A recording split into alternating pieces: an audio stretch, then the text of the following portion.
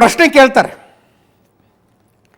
ನಿನಗೇನಾದ್ರು ತೊಂದರೆ ಆಯಿತಾ, ನಿಮಗೇನಾದರೂ ತೊಂದರೆ ಆಯಿತಾ, ಅಂದರೆ ಕಸ್ಟಡಿಯಲ್ಲಿ ಏನಾದ್ರು ತೊಂದರೆ ಆಯಿತಾ ಅಂತ.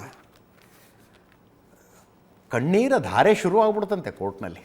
ನಮ್ಮ ಕೋರ್ಟ್ ಬೀಟ್ ರಿಪೋರ್ಟರ್ ರಮೇಶು ಇಡೀ ಪ್ರೊಸೀಡಿಂಗ್ ನಡೆಯೋ ಕಾಲ ಅಲ್ಲೇ ಇದ್ರು, ಹೇಳ್ತಾ ಇದ್ರು ಅವ್ರಿಗೆ ಇಷ್ಟು ಕಣ್ಣೀರನ್ನು ಕೋರ್ಟ್ನಲ್ಲಿ ಇದೇ ಫಸ್ಟ್ ಟೈಮ್ ನೋಡಿದ್ದು ಅಂತ. ಏನಾದ್ರು ತೊಂದರೆ ಆಯಿತಾ ಕಸ್ಟಡಿಯಲ್ಲಿ ಅಂದ ತಕ್ಷಣ ಸ್ಟಾರ್ಟು ಅಳೋದಕ್ಕೆ. ಅದೇನೋ ಮೆಂಟಲಿ ಇಮೋಷ್ನಲಿ ಪ್ರೋ ಕಿಡ್ ನಾನು ಅಂತ ಹೇಳಿದ್ದು. ನನಗೇನು ಹೇಳೋದಕ್ಕೆ ಸಾಧ್ಯ ಆಗ್ತಿಲ್ಲ ಅಂತ ಹೇಳೋದು ಅಳೋದು. ಅದು ಎಷ್ಟು ಕಣ್ಣೀರು ಹರಿತು ಅಂದರೆ ಒಂದು ಹಂತದಲ್ಲಿ ನ್ಯಾಯಾಧೀಶರೇ ಹೇಳಿದ್ರಂತೆ, ಪ್ಲೀಸ್ ಕಂಟ್ರೋಲ್ ಯುವರ್ ಸೆಲ್ಫ್ ಅಂತ ನ್ಯಾಯಾಧೀಶರು ಹೇಳಿದ್ರಂತೆ. ಆ ಪರಿ ಹತ್ತಿದ್ದು.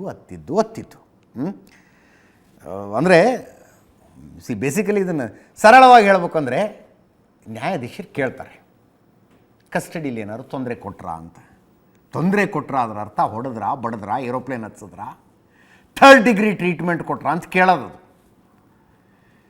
ಕೇಳಿದ್ದೇ ಸಾಕು ಅಂತ ಈ ಹೆಣ್ಮಗಳು ಸಾರ್ ತುಂಬ ಪ್ರಶ್ನೆ ಕೇಳಿದ್ರು ಅಂದ್ಲಂತೆ. ಎಲ್ಲರೂ ನಕ್ಕಿದ್ದಾರೆ ಅಲ್ರಿ ಕಸ್ಟಡಿ ಕೊಡೋದು ಕ್ವಶನ್ ಕೇಳೋದಕ್ಕೆ. ಆಮೇಲೆ ನ್ಯಾಯಾಧೀಶರು ಕೇಳಿದ್ರಂತೆ, ಇಲ್ಲಮ್ಮ ಫಿಸಿಕಲಿ ಏನಾದ್ರು ಟಾರ್ಚರ್ ಕೊಟ್ರಾ ನಿನಗೆ, ದೈಹಿಕವಾಗಿ ಹಲ್ಲೆ ಮಾಡಿದ್ರಾ, ಹೊಡೆಯೋದು ಬೈಯೋದು ಏನಾದ್ರು ಮಾಡಿದ್ರಾ ಅಂದರೆ ಇಲ್ಲ ಹಾಗೇನು ಮಾಡಿಲ್ಲ. ಫಿಸಿಕಲಿ ಥ್ರೆಟ್ ಏನಾದ್ರು ಆಯಿತಾ ನಿಮಗೆ ಅಂದರೆ ಫಿಸಿಕಲ್ ಥ್ರೆಟ್ ಆಗಿಲ್ಲ, ಆದರೆ ಹಾಗೆ ಮಾಡ್ತೀವಿ ಹೀಗೆ ಮಾಡ್ತೀವಿ ಅಂತ ಹೆದರಿಸಿದ್ರು ಅಂತ. ತನಿಖೆ ಮಾಡೋವಾಗ ಹೇಳೋದಿಲ್ವಾ, ನೀನು ನೋಡ್ಕೋತೀವಿ, ನೋಡ್ತಾ ಇರು, ಕೇಸ್ ಎಷ್ಟು ಸ್ಟ್ರಾಂಗ್ ಆಗುತ್ತೆ, ಏನೇನಿದೆ ಹೇಳಿಬಿಡು, ಹಾಗೆಲ್ಲ ಅಂತಾರಲ್ಲ, ಅದನ್ನು ಹೇಳಿ ಹೆದರಿಸಿದ್ರು ನಮಗೆ ಅಂತ. ಅದಕ್ಕೆ ಒಂದು ಹಂತದಲ್ಲಿ DRIನ ತನಿಖಾಧಿಕಾರಿ ಇದ್ರಂತೆ, ಇದೆಲ್ಲ ನಡೀತಿರುವಾಗ ಆಯ್ತಮ್ಮ ನೀ ಕೂತ್ಕೋ ಅಂತ.